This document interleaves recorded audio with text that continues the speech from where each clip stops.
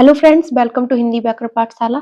तो हम लोग लेके उपस्थित हुए हैं मूल्यांकन से संबंधित प्रश्न, जो कि यूपी टेट में कई बार रिपीट हुए हैं और उसमें सबसे ज्यादा आप लोग कंफ्यूज होते हैं। तो चलिए देर न करते हुए देखते हैं। आज का हमारा पहला प्रश्न है, सीखने के लिए मूल्यांकन का मुख्य उद्देश्य क्या है। तो अगर सीखने के लिए यहाँ लिखा है ना, सीखने के लिए मूल्यांकन, असेसमेंट फॉर लर्निंग है ना। असेसमेंट फॉर लर्निंग जब भी होगा, फॉर के लिए, यहाँ आपके लिए मतलब फॉर, तो फॉर के लिए का मुख्य उद्देश्य क्या होता है? विद्यार्थियों के सीखने में सुधार करना।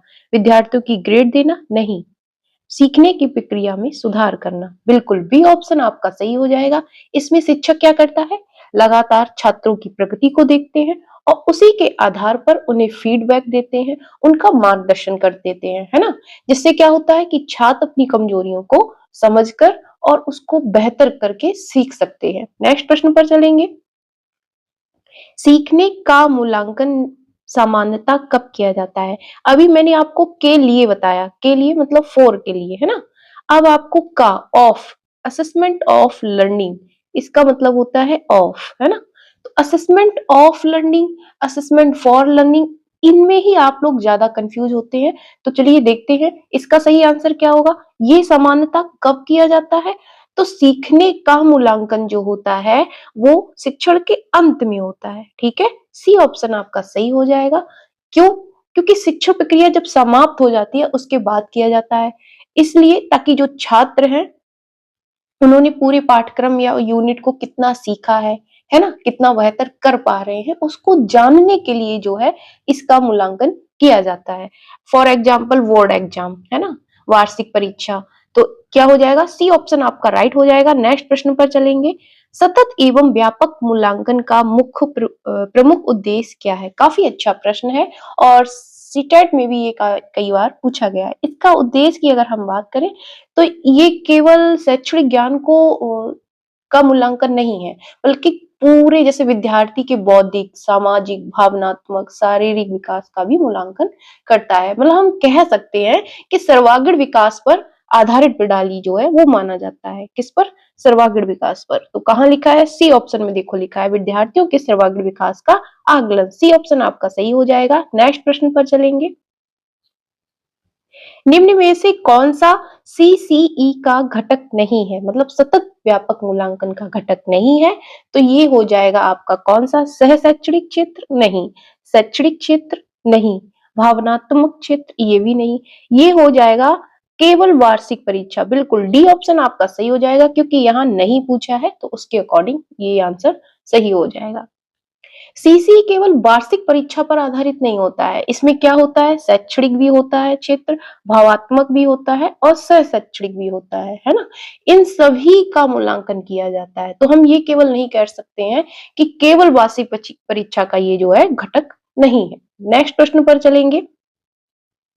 डायग्नोस्टिक टेस्ट का मुख्य उद्देश्य क्या होता है? निदानात्मक परीक्षण की बात हो रही है। तो इसमें क्या किया जाता है? तो हम सबसे पहले समझते हैं डायग्नोस्टिक टेस्ट का उद्देश्य क्या है। तो छात्रों की सीखने की जो समस्या है या त्रुटि जो है उनको पता लगाने के लिए किया जाता है कि बच्चे कहाँ गलती कर रहे हैं। किसके लिए? त्रुटियों का पता लगाने के लिए, है ना। त्रुटियों का पता लगाने के लिए इसका टेस्ट किया जाता है और ये परीक्षण किया जाता है। और जब शिक्षक को मान लो ये पता चल जाता है कि बच्चे में कहाँ कमी है, जब कमी शिक्षक समझ लेता है तो फिर उसका निदान करता है ना, कि छात्र कहाँ गलती करता है। जो निदान किया जाता है, जो उपचार किया जाता है, उसको हम लोग क्या कहते हैं? उपचारात्मक शिक्षण कहते हैं, रेमिडियल टीचिंग कहते हैं। क्या कहते हैं? Remedial teaching. ठीक है, तो इसका सही आंसर कौन हो जाएगा? मुख्य उद्देश्य क्या है?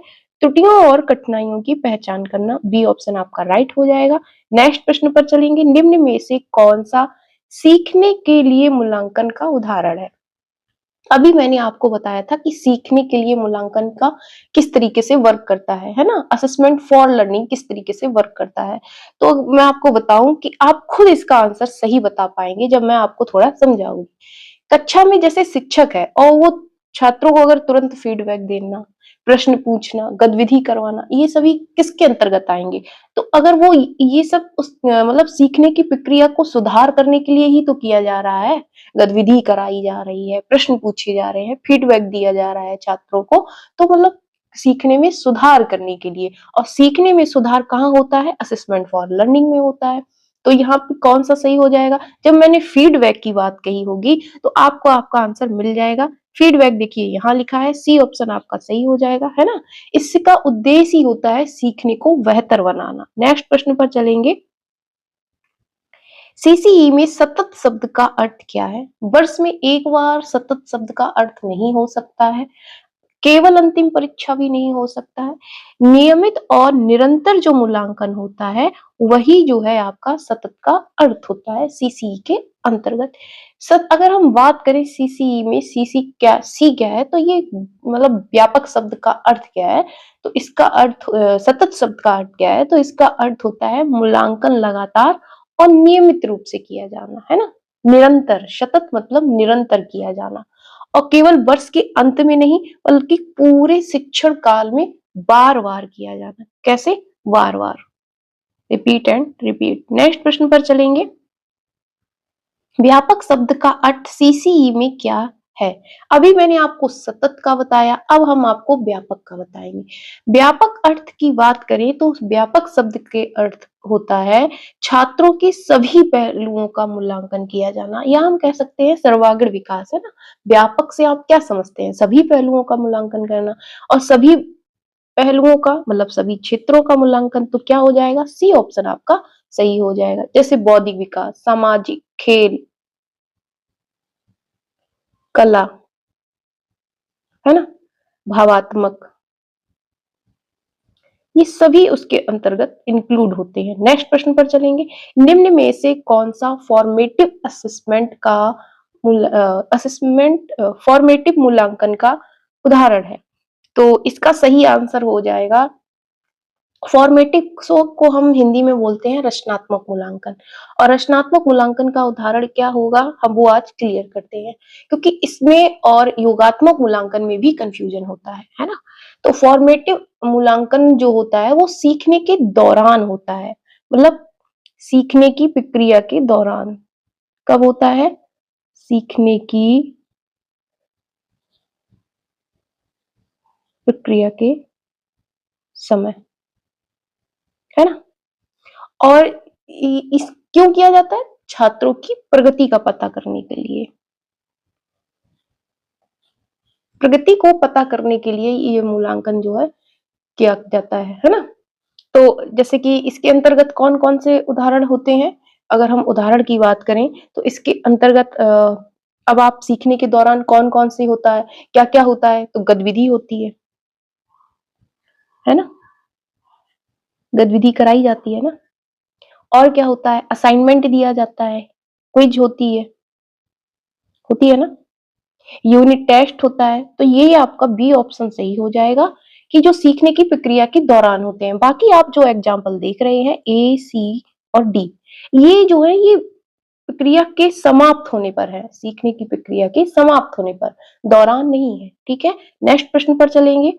नेक्स्ट है पोर्टफोलियो मूल्यांकन का उद्देश्य क्या है? पोर्टफोलियो मूल्यांकन जो है वो छात्र के कार्यों का संग्रह उसमें किया जाता है। सबसे पहले तो आप ये समझें कि मूल्यांकन में क्या किया जाता है? छात्रों के कार्यों का संग्रह रखा जाता है ना? जैसे हम उदाहरण के तौर पर समझें, प्रोजेक्ट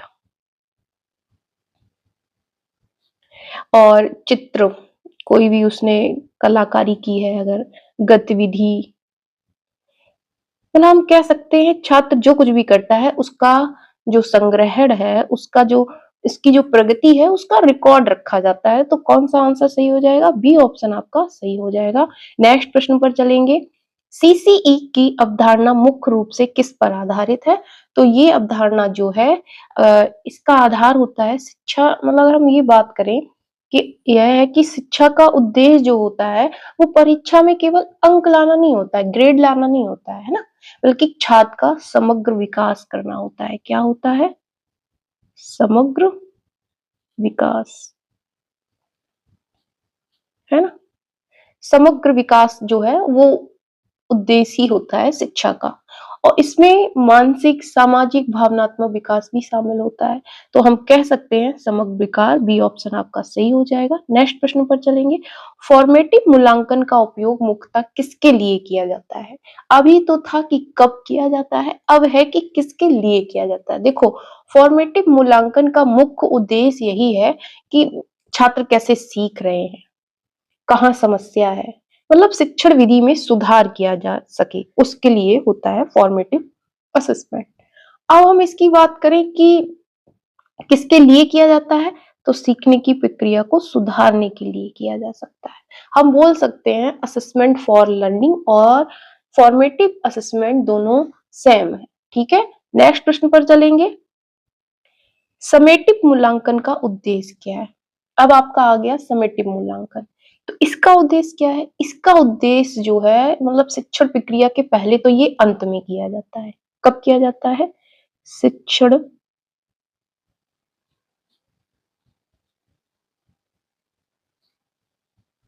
प्रक्रिया के अंत में। ठीक, सबसे पहली बात।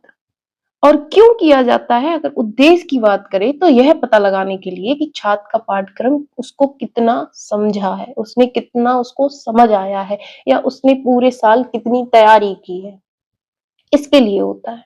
फॉर एग्जाम्पल वार्षिक परीक्षा और सेमेस्टर परीक्षा। तो कौन सा ऑप्शन सही हो जाएगा? अंतिम उपलब्धि का निर्धारण करने के लिए कि कितना उन्होंने पढ़ा है, कितना उनको समझ आया है। नेक्स्ट प्रश्न पर चलेंगे। निम्न में से कौन सा सह शैक्षणिक क्षेत्र का उदाहरण है? सह शैक्षणिक क्षेत्र का अगर हम उदाहरण की बात करें तो इसके अंतर्गत सामाजिक कौशल, बिल्कुल सी ऑप्शन आपका सही हो जाएगा। नेतृत्व आता है, नेतृत्व, सहयोग, है ना, अनुशासन, ये सब इसके अंतर्गत इंक्लूड होते हैं। आंख बंद करके आप लगा दें, सह शैक्षणिक क्षेत्र में जब भी पूछा जाए इस तरीके से आएगा। और किस क्षेत्र में होता है? जबकि अगर हम बात करें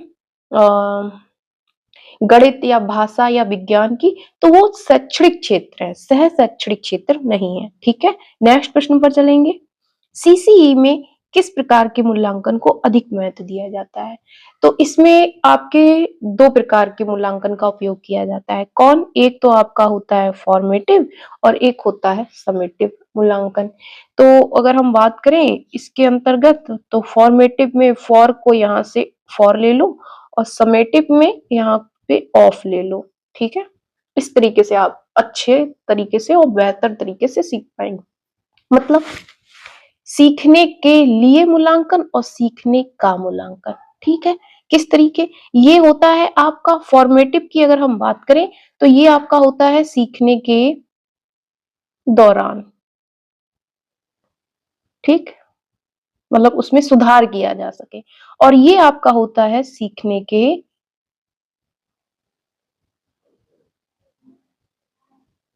अंत में, ये जांचने के लिए कि उसने पाठ्यक्रम को कितना बेहतर समझा है। ठीक है, और दोनों मिलकर छात्र की पूरी प्रगति का क्या करते हैं? आकलन करते हैं। नेक्स्ट प्रश्न पर चलेंगे। निम्न में से कौन सा उपकरण मूल्यांकन के लिए उपयोग किया जाता है? तो चेकलिस्ट, अवलोकन, रेटिंग स्केल स्केल, बिल्कुल डी ऑप्शन आपका सही हो जाएगा। ये सभी जो होते हैं छात्र के व्यवहार और सीखने को समझने में मदद करते हैं। ठीक है, नेक्स्ट प्रश्न पर चलेंगे। रूब्रिक का उपयोग किसके लिए किया जाता है? तो रूब्रिक का उपयोग अगर हम बात करें किसके लिए किया जाता है? रूब्रिक एक मूल्यांकन का उपकरण है। पहले तो आप ये समझिए क्या है, ये एक टूल है। ठीक है, और इसमें क्या होता है, जैसे किसी के कार्य के मूल्यांकन के लिए स्पष्ट मानदंड निर्धारित किए जाते हैं, है ना, इसी से। जैसे इसमें शिक्षक और छात्र दोनों को पता रहता है कि अच्छा प्रदर्शन किसे माना जाएगा। ठीक है, तो क्या ऑप्शन सही हो जाएगा? प्रदर्शन के मानदंड निर्धारित करने के लिए सी ऑप्शन आपका सही हो जाएगा। नेक्स्ट प्रश्न पर चलेंगे। सीखने के लिए मूल्यांकन में शिक्षक की भूमिका क्या होती है?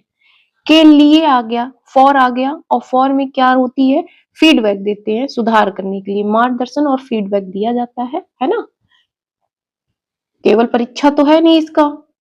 और ग्रेड इसका वो नहीं है, इसमें क्या करते हैं, छात्रों के सुधार के लिए सुझाव देते हैं। नेक्स्ट प्रश्न पर चलेंगे, निम्न में से कौन सा वैकल्पिक मूल्यांकन का उदाहरण है? काफी अच्छा प्रश्न है। वैकल्पिक उदाहरण की अगर हम बात करें तो एक परियोजना कार्य एक वैकल्पिक मूल्यांकन का तरीका होता है। सबसे पहले तो बी ऑप्शन आपको सही लगाना है। जो परियोजना कार्य है वो एक वैकल्पिक मूल्यांकन का तरीका है, ये आप समझिए। कैसे? कि जैसे छात्र किसी विषय पर शोध या गतिविधि करके सीखते हैं, तो इससे उनकी रचनात्मकता और समझ का मूल्यांकन होता है कि वो किस तरीके से सीख पा रहे हैं या कितना सीख रहे हैं या कितना वो क्रिएटिव है ना?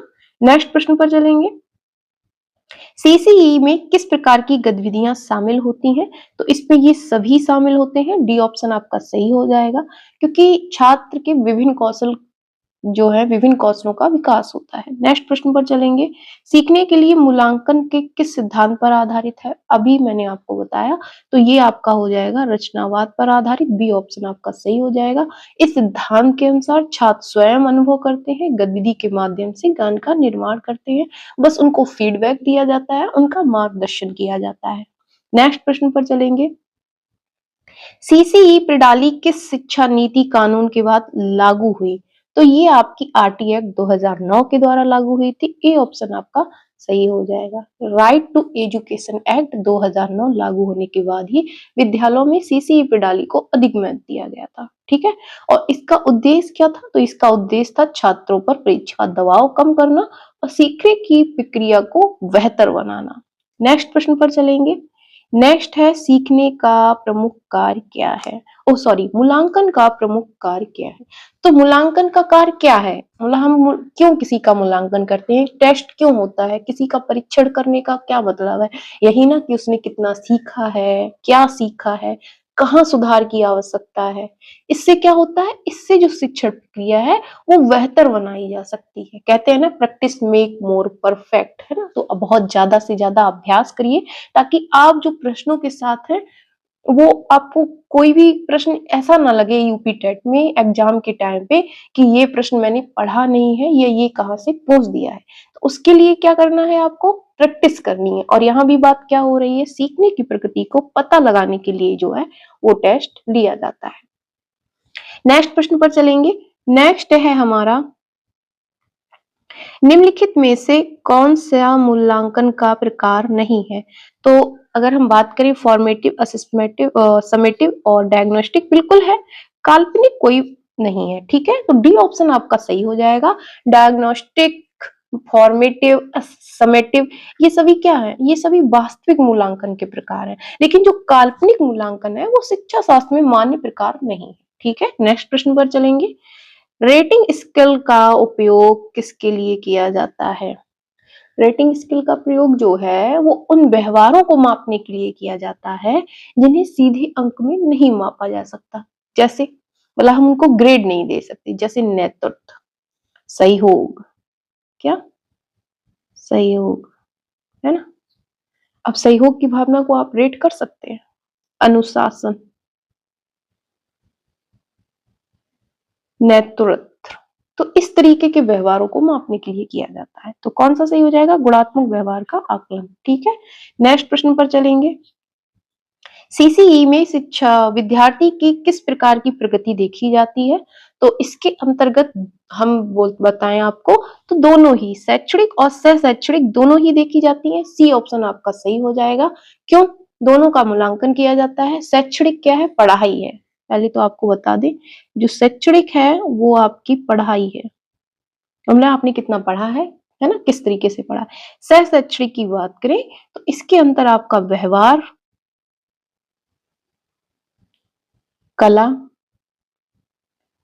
खेल, ये सब इंक्लूड होता है, इनका मूल्यांकन किया जाता है, ठीक है। अब आप कंफ्यूज नहीं होंगे शैक्षणिक और सह शैक्षणिक में। नेक्स्ट प्रश्न पर चलें, डायग्नोस्टिक मूल्यांकन के बाद अगला कदम क्या होता है? मैंने आपको बताया डायग्नोस्टिक मूल्यांकन क्या है। हम ये पता चल लगाते हैं कि बच्चा कहाँ त्रुटि कर रहा है ना। तो उसके बाद जो है जब उसकी समस्या हमें पता चल जाती है तब हम उसकी रेमेडी करते हैं, उन दूरियों का गैप को भरते हैं, फिल करते हैं, दूरियों को कम करते हैं। तो किस तरीके से करते हैं? रेमेडियल टीचिंग कर के द्वारा, जो कि आपका उपचारात्मक शिक्षण होता है। बी ऑप्शन आपका सही हो जाएगा। नेक्स्ट प्रश्न पर चलेंगे। निम्न में से कौन सा मूल्यांकन उपकरण नहीं है? तो अगर मूल्यांकन उपकरण की बात करें तो पाठ योजना जो है वो आपके मूल्यांकन उपकरण के अंतर्गत नहीं आती है, और अकॉर्डिंग टू क्वेश्चन क्योंकि यहाँ नहीं दिया है तो यही आपका सही हो जाएगा। क्यों? क्योंकि पाठ योजना जो है वो शिक्षक द्वारा पढ़ाने की योजना होती है, ना कि मूल्यांकन का कोई उपकरण। ठीक है? जबकि प्रश्नावली जो है, साक्षात्कार है, अवलोकन है, ये मूल्यांकन के उपकरण हैं। ये तो हैं, बट पाठ योजना नहीं है। नेक्स्ट प्रश्न पर चलेंगे। सीसीई में शिक्षक को किस प्रकार का अवलेख जो है रखना चाहिए? तो सीसीई में शिक्षकों को छात्रों की प्रगति का रिकॉर्ड रखना चाहिए। ठीक है? इससे क्या होता है? इससे पता चलता है कि छात्र समय के साथ कितना सुधार कर पा रहे हैं, है ना? तो पोर्टफोलियो उनका होना चाहिए। तो कौन सा सही हो जाएगा? प्रगति अवलेख होना चाहिए। ए ऑप्शन आपका सही हो जाएगा। नेक्स्ट प्रश्न पर चलेंगे जो कि आज का हमारा लास्ट प्रश्न है। स्वमूल्यांकन का अर्थ क्या है? काफी अच्छा प्रश्न है। स्वमूल्यांकन मतलब सेल्फ असेसमेंट जो होता है। तो सेल्फ असेसमेंट की बात करें तो इसमें छात्र क्या करते हैं? स्वयं अपने कार्य और अपने प्रदर्शन का मूल्यांकन करते हैं, और इसमें छात्र में आत्मचिंतन और जिम्मेदारी की जो भावना होती है, रिस्पॉन्सिबल हो जाते हैं, वो काफी विकसित होती है। तो कौन सा ऑप्शन सही हो जाएगा? विद्यार्थी द्वारा स्वयं का मूल्यांकन। बिल्कुल बी ऑप्शन। स्व मूल्यांकन मतलब स्वयं का मूल्यांकन। तो आपको ये प्रश्न कैसे लगे कमेंट में जरूर बताएं, और नेक्स्ट किस टॉपिक पर आपको प्रश्न चाहिए वो भी बताएं। तब तक के लिए जय हिंद, जय भारत, वंदे मातरम।